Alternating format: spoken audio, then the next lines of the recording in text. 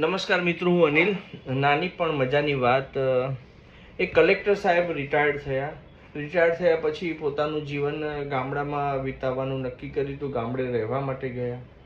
તો ગામડે જે મહોલ્લો હોય ત્યાં બેસતા ખુરશી ઢાળીને, અને જે ગામના ખેડૂતો હોય ત્યાંથી નીકળતા તો એમને બૂમ પાડીને બોલાવે કે ભાઈ અહીંયા આવજે.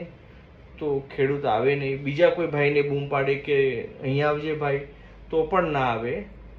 તો પોતે વિચારવા માંડે કે કેમ મારી જોડે કોઈ નથી આવતું. એમને એક દિવસ ખેડૂતને બોલાવ્યો કે ભાઈ હું બોલાવું છું તો કેમ કોઈ આવતા નથી.